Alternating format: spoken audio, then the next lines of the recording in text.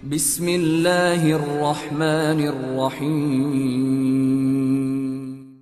12 perkara tidak boleh dilakukan dalam berdoa. Ma'asyiral muslimin yang dimuliakan Allah Subhanahu wa taala. Kita tahu bahwa doa adalah ibadah dan doa memiliki keistimewaan khusus di hadapan Allah Subhanahu wa taala. Karena Nabi sallallahu alaihi wasallam mengatakan dalam sebuah hadis, "Laisa syai'un aqram 'ala Allahi minad du'a." Tidak ada sesuatu yang sangat mulia di sisi Allah Subhanahu wa taala melebihi sebuah doa. Karena hampir semua ibadah terkandung padanya doa. Sebutkan ibadah apa saja, pasti di dalamnya ada doa. Lah doa sendiri, kalau kita mengupas secara dalam, banyak faedah dan manfaat yang kita akan dapati. Di antaranya sababun lidaf'i ghadabillahi azza wa jalla, menjadi sebab pencegat murkanya Allah Subhanahu wa taala. Karena Rasul mengatakan, "Man lam yas'alillaha yaghdab alaihi." Siapa yang tidak minta kepada Allah, maka Allah akan murka kepadanya. Bahkan doa juga sababun lidaf'il bala qabla wuqu'ihi wa ba'da wuqu'ihi. Doa ini menyebabkan seseorang tercegah dari bala, bencana sebelum terjadinya, bahkan setelah terjadinya. Dan itu disebutkan dalam sebuah hadis. Nabi SAW mengatakan, "La yaruddul qadar illa doa." Tidak ada yang bisa mencegah takdir kecuali doa. Artinya, kalau Allah Subhanahu wa taala takdirkan kemudian kita ini akan mendapatkan musibah, tetapi dengan adanya doa kita, terkadang musibah itu tidak jadi turun. Itu maknanya sababun lidaf'il bala qabla wuqu'i. Sebab di mana doa itu bisa mencegah adanya balas sebelum terjadinya. Bahkan setelah terjadinya juga bisa diangkat. Kata Nabi sallallahu alaihi wasallam, "Inna du'a yanfa' mimma nazal wa mimma lam yanzil." Doa itu sangat bermanfaat, baik kepada bala yang sudah turun ataupun yang belum turun. Bahkan doa sendiri menjadikan kita dekat dengan Allah Subhanahu wa taala, dan itu berdasarkan hadis Nabi sallallahu alaihi wasallam, "Ana inda dhanni abdi bi wa ana ma'hu idza da'ani." Saya berprasangka saya atau prasangka saya, kata Allah, bersama hambaku, dan aku akan bersama dia selama dia berdoa kepadaku. Dan banyak sekali manfaat dan faedah doa ini. Yang ingin saya jelaskan malam ini adalah 12 perkara, termasuk al-i'tida fi du'a. Termasuk seseorang itu melakukan hal-hal yang justru dengan doanya bukan hanya ditolak, tetapi boleh jadi mungkin mendapatkan dosa. Apa saja 12 perkara ini? Pertama, berdoa dengan menggunakan lafaz-lafaz syirik ataupun bid'ah. Di dalam surah Jin ayat 18 Allah mengatakan, "Wa annal masajida lillahi fala tad'u ma'allahi ahada." Dan masjid-masjid itu milik Allah, janganlah kalian berdoa bersama Allah siapapun. Karena kalau kita berdoa kemudian memasukkan selain daripada Allah dalam doa itu, selain doanya ditolak, ini kesyirikan, dosa besar.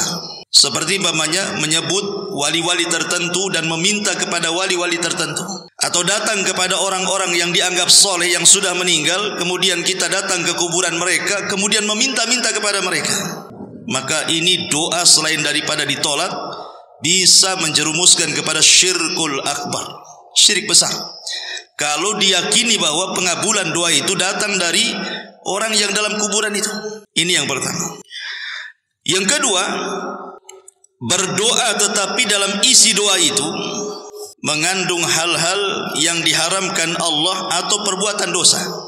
Seperti umpamanya seorang masang togel judi gitu ya. Sudah pasang, malamnya berdoa pula dia, "Ya Allah, semoga jebol nih nomor ini."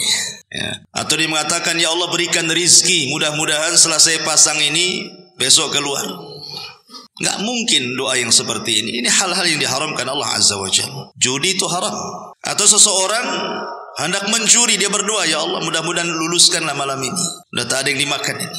Lah doa-doa seperti ini masuk dalam hadis Nabi sallallahu alaihi wasallam, "La yazalu yustahabbu la yazalu yustajabu lil abdi ma lam yad'u bi itsmin aw qati'atir rahimin. Senantiasa akan dikabulkan permintaan seorang hamba selama dia tidak berdoa dalam perkara-perkara dosa ataupun perkara-perkara yang di dalamnya ada yang memutus silaturahim. Ma'asyiral muslimin yang muliakan Allah Azza wa Jalla. Kemudian yang ketiga, berdoa meminta kematian. Karena ada orang-orang yang mungkin sudah lelah hidup. Menurut dia lelah hidup karena faktor ekonomi, ataupun mungkin lebih daripada itu faktor kesehatan, sudah sakit lama sekali. Kemudian dia berdoa kepada Allah, lebih baik mati daripada hidup.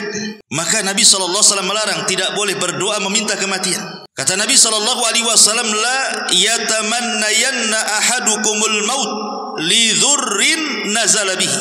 Tidak boleh bagi kalian berharap untuk cepat mati karena sebuah madarat yang menimpanya.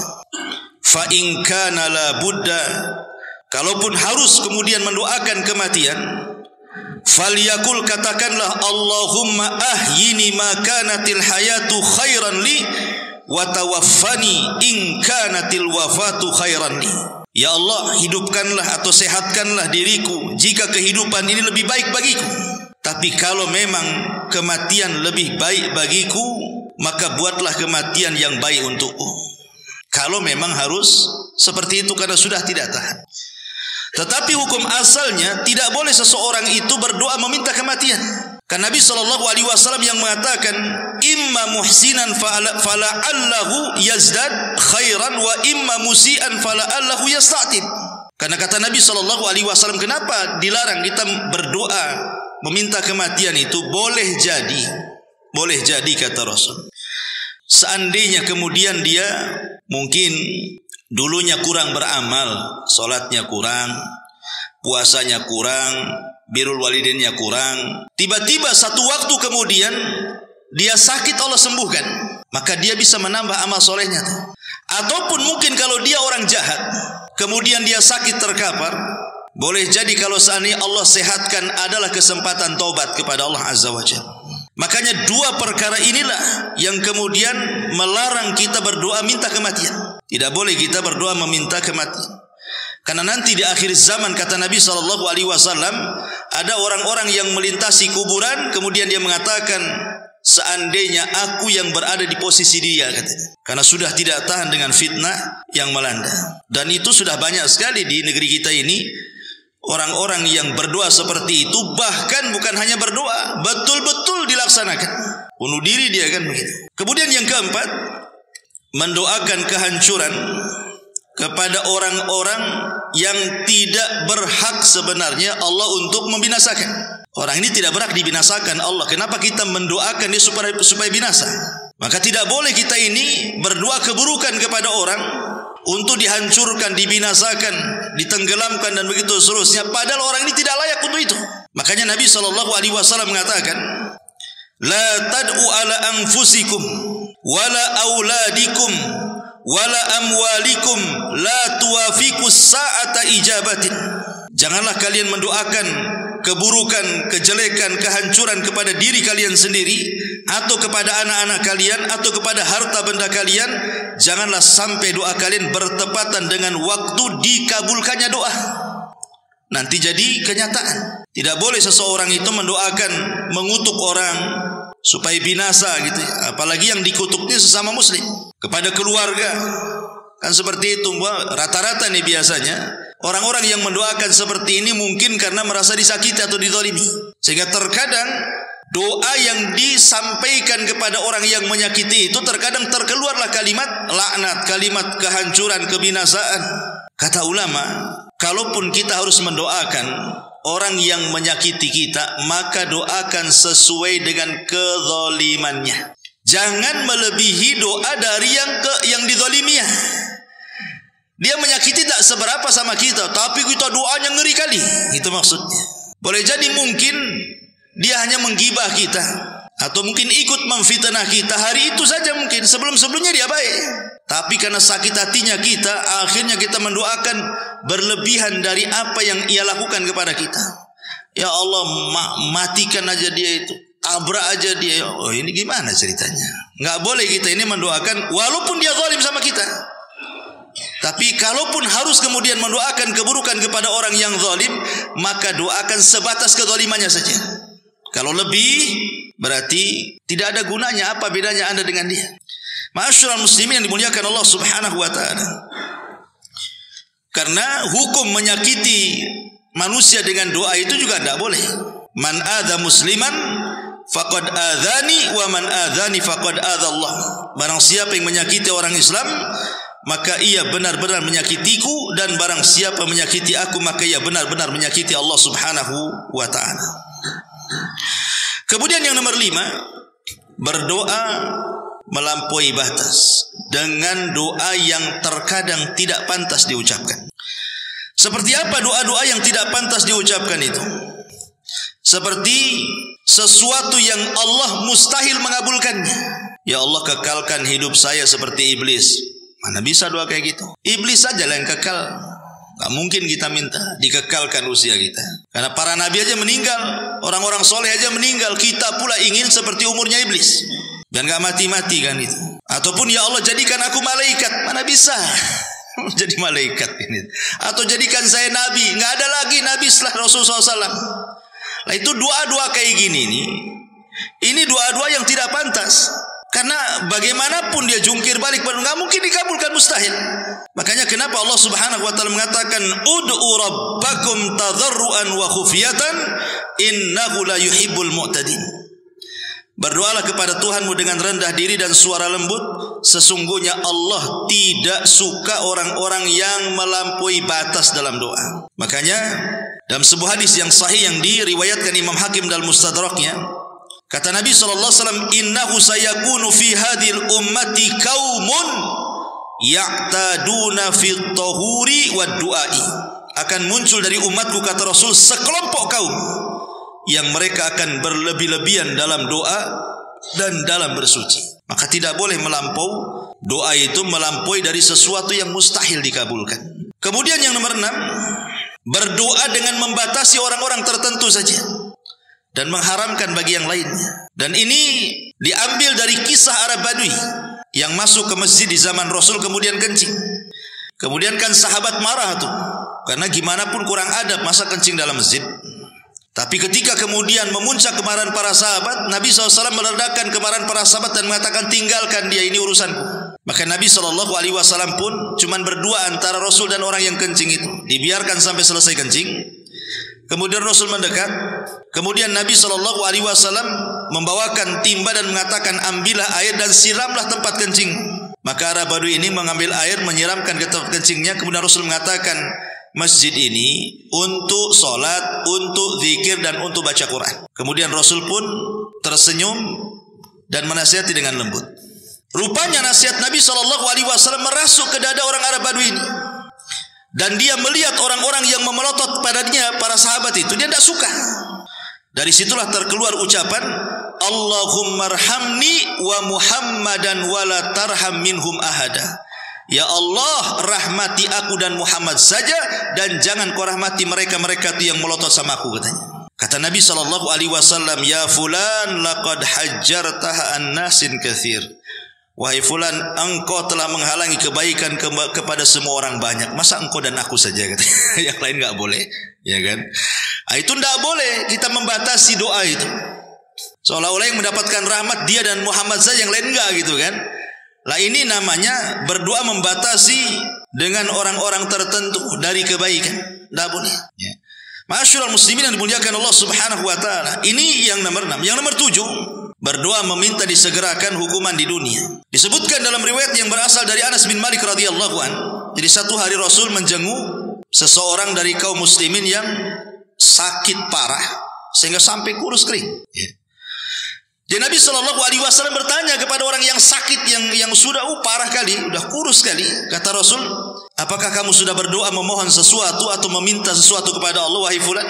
Maka ia menjawab, ya, aku telah mengatakannya. Ya Allah, apa yang telah engkau tentukan hukumanku di akhirat, segerakan saja untukku di dunia, katanya. Maksud dia itu, kalau memang engkau sudah menentukan aku akan diazab di neraka, gak usahlah, di dunia saja. Biar aku nanti ke akhirat itu udah bersih gitu maksudnya. Tapi Nabi SAW mengatakan, ya fulan, jangan katakan seperti itu, engkau tidak akan kuat. Sebaiknya ucapkanlah Rabbana atina fid dunya hasanah wa fil akhirati hasanah wa qina adzabannar. Ya Allah, berilah kami kebaikan di dunia, kebaikan di akhirat, dan jauhkan kami dari azab neraka. Maka Anas radhiyallahu anhu mengatakan, setelah beliau mendoakan kepada Allah, tiba-tiba orang yang sakit parah ini sembuh. Lihat, Nabi SAW melarang, tidak boleh kita mengatakan seperti itu. Walaupun kan sebenarnya secara lahiriah kan baik gitu maksudnya. Jangan sampai dia pulang menghadap Allah itu dengan banyak dosa, akhirnya menyebabkan dia diazab. Makanya dia mengatakan, ya Allah, kalau memang harus aku diazab di akhirat, segerakan aja di dunia. Tapi Rasul mengatakan, jangan mengatakan seperti itu. Engkau gak akan kuat. Mana bisa kuat kamu? Kalau betul-betul Allah Subhanahu wa taala mengazab neraka dengan azaban neraka, diazab di dunia, enggak ada orang kuat. Nanti ketika engkau tidak kuat, akhirnya kemudian minta supaya azab itu dihilangkan. Nah, gimana nanti? Makanya tidak boleh berdoa meminta disegerakan hukuman di dunia. Ma'asyiral muslimin yang dimuliakan Allah Azza wa Jalla. Kemudian yang nomor 8, jangan berdoa yang terkesan main-main kepada Allah. Contoh umpamanya dia mengatakan, Allahumma ghfirli in syi'ta, ya Allah ampuni aku kalau kau mau. Kan main-main namanya. Masa minta ampun tidak yakin dengan Allah? Ya Allah ampuni aku jika kau mau, katanya. Kalau enggak mau gimana kan gitu ya kan? Ini kan main-main namanya. Makanya dalam hadis yang sahih dari Abu Hurairah radhiyallahu an, Rasul mengatakan, la yakul ahadukum, tidak boleh salah seorang di antara kalian mengatakan Allahumma ghfirli in syi'ta, ya Allah kalau ampunilah aku jika kau mau. Allahumma arhamni in syi'ta, rahmati aku jika kau mau. Liya'zim al-mas'alata fa innallaha la muqriha lahu, hendaklah dia berazam kuat dengan doa, karena Allah tidak bisa dipaksa siapapun. Maka tidak boleh seseorang mengatakan seperti itu. Ini namanya doa main-main namanya. Ngomong saja, ya Allah ampuni aku, titik sampai di sini. Ya Allah rahmati aku. Jangan bilang jangan kalau kau mau kan gitu ya. Ini enggak yakin orang ini, ragu-ragu, main-main namanya. Kemudian yang nomor 9, berdoa dengan cara mendetailkan permintaan. Didetail-detailkan permintaan. Ya Allah minta rumah, kalau bisa di hook, kamarnya 3 gitu. Pakai keramiknya, lantainya, semua didetailkan. Ngapain berdoa kayak gitu? Ya Allah berikan mobil, mereknya ini, kursinya sekian, warnanya sekian, engineer-nya. Enggak usah didetail-detailkan kayak gitu doa. Doa itu pakai bahasa jami'ul kalim. Kalau bisa singkat padat doa itu. Enggak perlu detail-detailkan. Ma'asyiral muslimin yang dimuliakan Allah Subhanahu wa taala. Makanya disebutkan dalam hadis Abdullah bin Mughaffal, dia mendengar anaknya mengatakan, Allahumma inni as'alukal qasral abyad an yaminil jannah idza dakhaltuha. Ya Allah, aku meminta kepadamu istana warnanya putih di samping sebelah kanan sorga kalau aku masuk di dalamnya, katanya. Faqal, maka dia mengatakan, ai bunayya salillah al jannah wa ta'udzu billahi minan nar. Enggak perlu kau ngomong begitu, cukup minta sorga, jauhkan neraka gitu. Enggak usah disebut-sebut warnanya di samping sini, samping sana kan gitu ya. Cukup minta masuk sorga itu sudah cukup. Minta dijauhi dari neraka. Enggak perlu doa itu detail-detail sekali. Karena kalau kita lihat doa-doa yang diajarkan Rasul kepada kita itu semuanya singkat padat, syarat makna. Karena Nabi itu dilebihkan dari seluruh para nabi, mampu mengucapkan sesuatu yang sifatnya itu jawami'ul kalim, singkat tetapi padat syarat makna. Itu ucapan Nabi. Karena kalau kita mendetail-detailkan sedetail doa itu tidak namanya melampaui dalam berdoa. Kemudian yang nomor 10, berdoa diselingi dengan musik. Kita sering mendengar, biasanya di acara-acara biasanya kan, nanti satu orang pegang kertas isinya doa, nanti ada lirik musiknya pula dari belakang. Jadi nangis itu bukan isi doa yang didengar, karena lantunan musiknya itu yang buat dia nangis. Jadi Anda menangis itu karena dengar musik, atau karena isi doanya, atau dua-duanya. Ma'asyiral muslimin yang dimuliakan Allah Subhanahu wa taala, asal doa itu adalah tadarrur. Kita merendahkan diri kepada Allah. Kita menjadi hamba Allah Subhanahu wa taala. Itu asal doa, merendahkan diri kepada Allah. Kalau sudah diiringi musik itu hilang semuanya itu.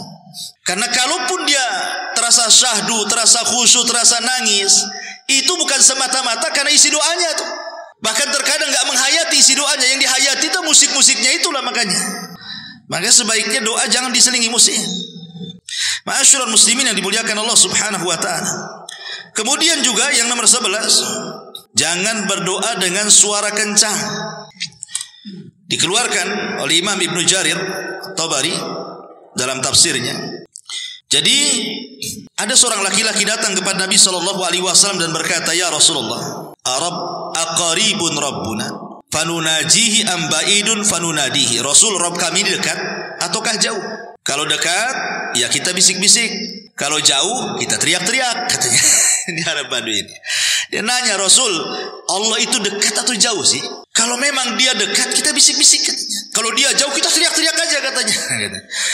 Maka Nabi SAW terdiam sampai turun ayat.